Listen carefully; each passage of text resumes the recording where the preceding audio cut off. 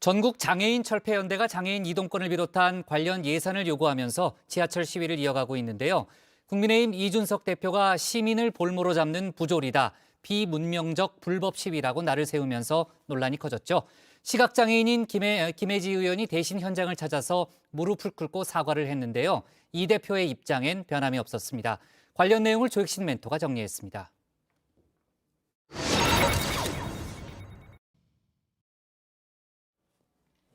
장애인 이동권을 보장하라. 전국 장애인 철폐연대가 지난해 말부터 지하철 시위를 벌이고 있는데요. 사실 장애인들이 목소리를 내기 시작한 건 20여 년 전으로 거슬러 올라갑니다. 버스를 타자 장애인들이 이동할 권리를 이야기하기 시작했죠. 버스 타러 가는데 왜 그래요? 무슨 관리망이야? 왜 그래? 버스 타러 가는데. 아, 나오세요. 나요. 버스 타는데 왜 잡아요, 아저씨? 장애인들의 상황 과연 달라졌을까요? 지난해 12월 31일 국회에서 교통약자 이동편의 증진법 개정안이 어렵게 통과가 됐습니다. 하지만 또다시 예산 문제가 발목을 잡았습니다. 휠체어를 타고 이용할 수 있는 저상버스 의무 도입, 시외와 고속버스는 제외됐습니다. 현재 전체 버스 가운데 저상버스 비율 27.8%에 불과합니다. 지난 2011년 정부가 세웠던 목표치가 31.5%였습니다. 제자리 걸음을 하고 있는 겁니다. 정자녀 활동가들 그동안 불법 시위를 했다는 이유로 수많은 벌금 고지서를 받았는데요. 검찰청에 장애인 이동버스가 없어 벌금을 대신할 노역조차 하지 못했다고 합니다. 전장현이 지하철 시위에 나설 수밖에 없었던 이유입니다.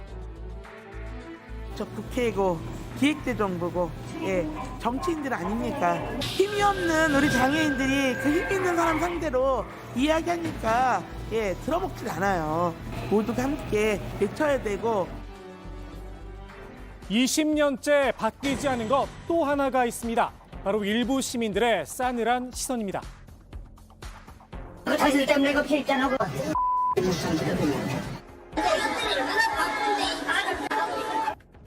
할 수도 있지 않습니까? 하지 마세요. 나는 기회주잖아요. 왜 남이에요?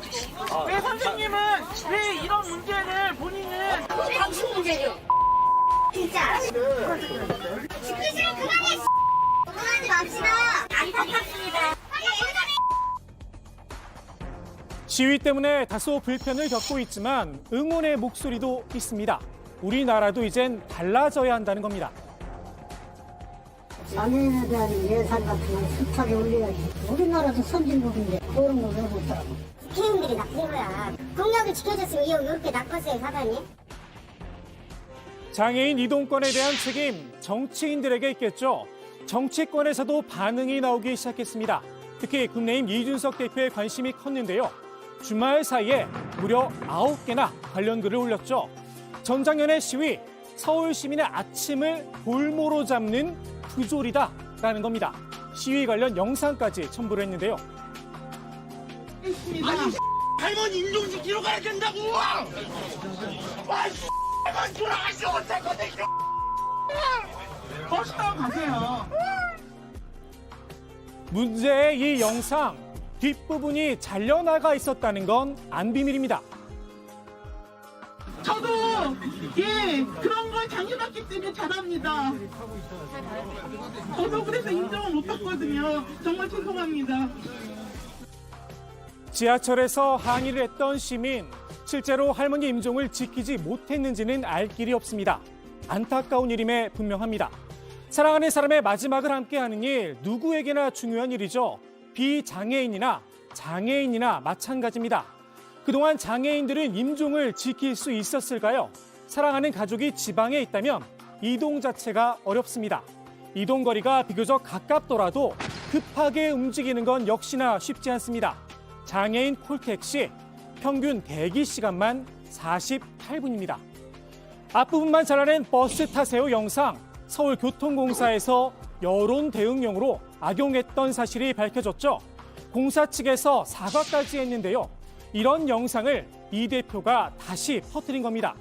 이 대표, 오늘은 정장현을 향해서 비문명적이라고 몰아세우기도 했죠. 선량한 시민 최대 다수의 불편을 야기해서 뜻을 관철하겠다는 방식은 문명 사회에서는 받아들이기 어려운 방식입니다. 이미 이동권에 대한 문제가 아니라 해당 단체의 요구 사항은 장애인 평생교육시설 운영 예산과 탈시설 예산 6,224억 원을 요구하는 것으로 바뀌었습니다. 이동권뿐 아니라 다른 것까지 요구한다는 건데요. 장애인 관련 예산을 늘려달라. 과연 부당한 요구일까요? 게다가 다수의 불행과 불편을 초래하는 건 문명사회에서 받아들이기 어렵더라. 문득 몇 년 전 프랑스에서 치열하게 벌어졌던 노란조끼 시위를 놓고 이 두 정상이 나눴던 대화가 떠오릅니다. Мы бы не хотели, чтобы подобные события происходили в российской столице. Appelle devant cette Cour européenne des droits de l'homme et leurs droits seront ainsi défendus. La liberté de manifestation a été protégée. 당시 마크롱 대통령은 하야 위기까지 몰렸었는데요. 시위와 집회의 불편함을 당연하게 받아들이는 프랑스 사회, 이 똘레랑스를 놓고 비문명적이라고 표현하지는 않죠. 더욱이 정장영이 폭력 시위를 하고 있는 것도 아닙니다. 이준석 대표는 전당연회 시위가 계속되면 직접 현장을 찾아 막겠다고도 했는데요. 오늘 전장현 시위에 국내인 인사가 한 명 찾아왔습니다. 본인도 장애인이죠. 김매지 의원입니다. 이 대표 대신 사과하며 무릎을 꿇었습니다. 헤아리지 못해서 죄송하고 공감하지 못해서 죄송하고 또 적절한 단어 사용이나 적절한 소통을 통해서 여러분과 마음을 나누지 못해서 정말 죄송하다는 말. 출근길 불편함을 토로하고 계신 많은 국민들이 계십니다. 정말 죄송합니다. 당사자이자 국회의원으로서 여러분께 말씀드립니다. 대통령직 인수위원회에 여러분들의 입장을 설득하고 잘 전달하도록 하겠습니다. 역시나 휠체어에 의존하고 있죠. 민주당 이상민 의원도 쓴소리를 했습니다. 못된 송아지 엉덩이에 뿔 난다더니 아무리 나이가 젊으면 뭐하냐며 기본 바탕이 퇴행적이고 엉망이다 라를 세운 겁니다. 정치권의 이딴 비판에도 이 대표는 기존 입장을 유지했는데요. 저는 전장현에게는 사과할 일이 없고요. 그리고 김예지 의원은 의원 개인 자격으로 행동한 것이기 때문에 제가 거기에 평가할 일도 없습니다. 일부 국민의힘 의원들도 이 대표의 주장에 장단을 맞췄습니다.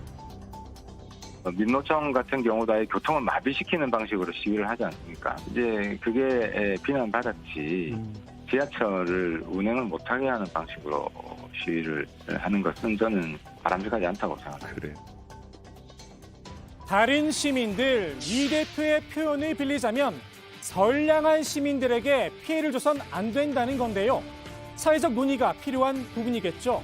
이와 다른 의견도 귀담아 볼 필요가 있을 듯합니다.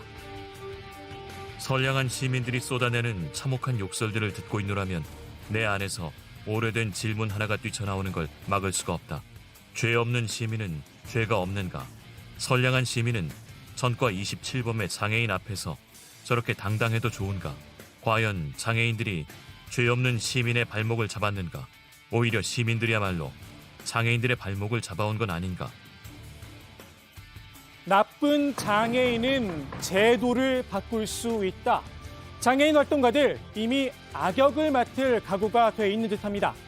후천적 장애를 가지고 있죠. 클론의 노래로 첫 번째 주제 마무리하겠습니다.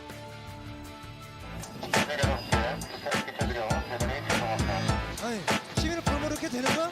불법 아니야, 불법? 아저씨 무슨 말씀 그렇게 하십니까? 당신은 30분, 20분이잖아. 평생을 이렇게 사는 사람도 있는데.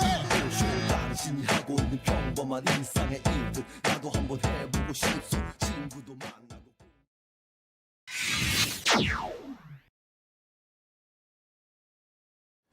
용산 시대를 예고한 윤석열 당선인 찬반 여론을 뒤로하고 일단 가겠다 뜻을 굳혔죠. 늦어도 6월 안에는 용산에 입성하겠다는 계획을 밝혔습니다. 사전에 실무적으로 예상과 관계없이 준비할 수 있는 걸 다 하면 제 생각에는 빠르면 한 달, 늦어도 한 달 보름 정도면 다 할 수 있다 그렇게 생각하거든요. 늦어도 6월이 가기 전에는 집무실이 가능하다. 국방부가 합동참모본부 건물로 이사하는데 20일 국방부 청사와 한남동 임시공간을 리모델링하는 데 한 달 안팎이 걸릴 걸로 예상을 했습니다. 용산 집무실 아직은 반대 여론이 높은데요. 인수위 측은 실제로 용산시대가 열리면 여론이 바뀔 거다 낙관적인 입장입니다. 이명박 서울시장 시절 청계천 사업을 생각해 보라는 겁니다. 청계천이 오픈하기 전까지 반대 여론이 70% 80%였거든요. 네. 근데 청계천 오픈하고 나서 어떻게 됐습니까? 예? 그게 정확한 정보가 국민들 손에 다 가 있지 않다. 점차 홍보를 해 나가다 보면 국민들께서 하고 박수를 치실 거예요. 청와대에서 관련 예산의 예비비 의결을 미루고 있죠. 용산에 들어가기 전까진 임시로 통이동을 집무실로 사용해야 하는데요. 경호 문제가 최우선 과제로 떠올랐습니다. 이동식 방탄 유리를 설치하고 AI와 무인 로봇을 활용해서 이를 해결한다는 구상입니다. 윤 당선인은 서초동 집에서 통이동까지 매일 출퇴근을 하게 되죠. 일부에선 시민들의 교통 불편을 우려하는 목소리도 나오는데요. 일찍 출근하고 늦게 퇴근하겠다. 나름의 해법도 준비했습니다. 출퇴근할 때 교통 통제를 하니까 국민들 좀 불편하지 않겠냐 하는데 또 그것도 말씀 주신 게 조금 일찍 나오고 조금 늦게 퇴근하면 차량이 별로 없을 때니까 괜찮다. 그 정도로 말씀을 하셨어요. 인수위 측은 취임식 때 맞춰 용산에 들어갈 계획도 아직 포기하지 않고 있는데요. 오늘 문재인 대통령과 윤 당선인 사이에 회동이 예정돼 있죠. 오늘 이야기가 잘 돼 내일이라도 관련 예산이 국무회의에서 통과되면 5월 10일 용산시대 개막도 가능하다는 겁니다. 일단 조금 뒤에 시작될 회동 결과를 지켜봐야 할 듯합니다. 민당 일부에선 윤 당선인의 용산 이전 계획에 조롱 섞인 반응도 나왔습니다. 정청래 의원은 이른바 저과대 사진까지 올렸는데요. 국민의힘에선 유치찬란하다 비판을 했죠. 청와대 입장도 용산 이전 자체를 반대하는 건 아닙니다. 용산 집무실 같은 경우에는 얼마든지 할 수 있는 일이다. 다만 국민적인 소통과 공론의 과정을 거치고 국가 안보에 위협이 가지 않는 한치의 빈틈도 생기지 않는 그런 상황에서 추진하는 게 좋겠다라는 당부의 말씀이 있었고요. 안보 등 여러 가지 사항을 고려하자는 것뿐입니다. 합리적 비판과 조롱은 구분을 해야겠죠. 발목 잡기라는 괜한 오해를 사지 않기 위해서라도 말입니다. 국방부의 오늘 브리핑이 더 돋보인 이유기도 합니다.